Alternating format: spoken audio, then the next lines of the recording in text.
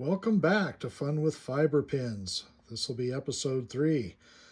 In episode 2, you'll probably remember we used this track maintenance car, and we went ahead and in conjunction with a fiber pin, which I now have installed, this is what it looks like when you actually have one in there, the little T-shaped piece of fiber there.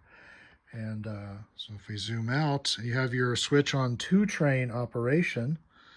And what that allows us to do, if you remember right, is if we switch that to 2-train operation and we start up our car, he is going to zip around, and what normally would be an accident is saved. And then if we restart the switch, he gets going again. So what about a regular steam locomotive? Well, let's go ahead and stop him, and let's go get our 290, a regular American Flyer steamer, AC powered with a reverse unit. And voila, here's our 290 engine. So let's do the same demonstration as we did before. Let's make our switch, and we'll get our locomotive going. So he's in forward, but just to show you, so there's a neutral, and there he's in reverse. And here we go. And he'll start around the track. And once again, we have a near miss, and the train stops. So the difference between this engine and the maintenance car is that the maintenance car would get going again.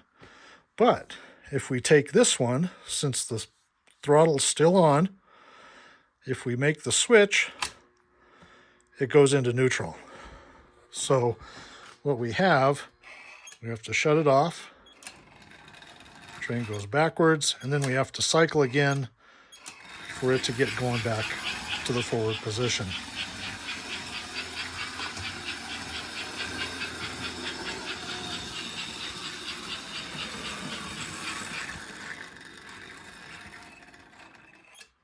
So to keep the train moving, we're going to try something that you folks maybe have seen before. This is a number 709 lockout eliminator. This is commonly used with, flip that over. This is commonly used with the talking station for when you press the button and the train stops, and then it will start up again. And what it is a 10 ohm resistor that American Flyer determined that it allows just enough power to go into the reverse unit to keep it from cycling, but it won't allow the engine to move.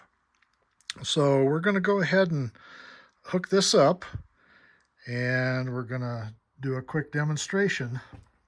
I want you to notice that I have the base post rail on the outside rail as we go across over there. And the 7 to 15 volt post is the rail that has the fiber pin. So let me get this set up and I'll be right back. So here we have the lockout eliminator wired up. It's just a temporary wiring system for right now. But basically, inside of here is that 10 ohm resistor. This is the top of it. And the way it's wired, you simply wire it from one side of the track, and I'll have you notice I have it hooked up to the 7 to 15 volt post.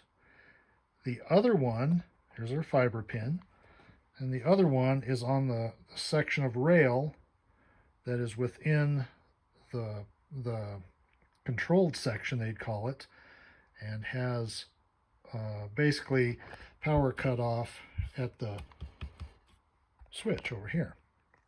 So this is the basic way to wire it up, and what we're going to try to do is when the engine comes around, it should go into the section, and when we switch the switch back, it should allow the train to keep going forward. So let's fire it up and give it a try. Okay, here we have our train. We have our switch set for the siding, and we're going to get her rolling here.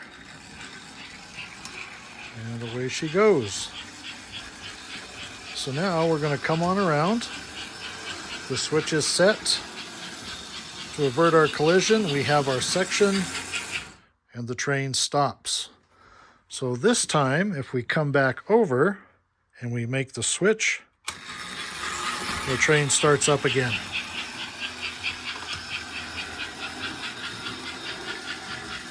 So there's just enough power in the reverse unit to keep it from activating, and the train will just start right up. You don't even have to flip the lock switch in the back, and we hit it, and she starts right up again. Oh, you want to see that again? No tricks here. Just all American Flyer ingenuity. Look at that. We're going to make our switch. Ready to go. And there she goes.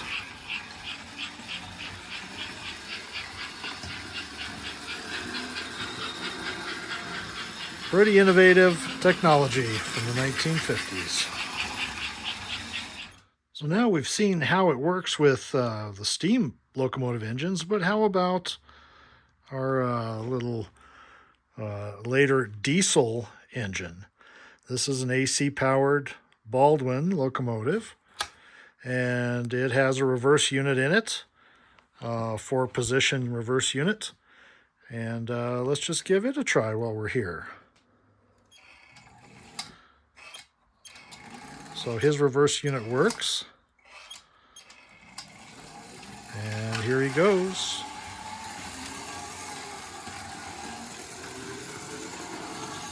Oops, we forgot to do the switch. Okay, so now he's stopped, but if I switch him back, will he start again? There he goes. So that's kind of a really interesting operation. It works on almost all kinds of American Flyer engines. And we'll just let him come around. I'll do it one more time. And then we're going to try a DC locomotive. So here we have a 342 DC nickel plate road switcher 080.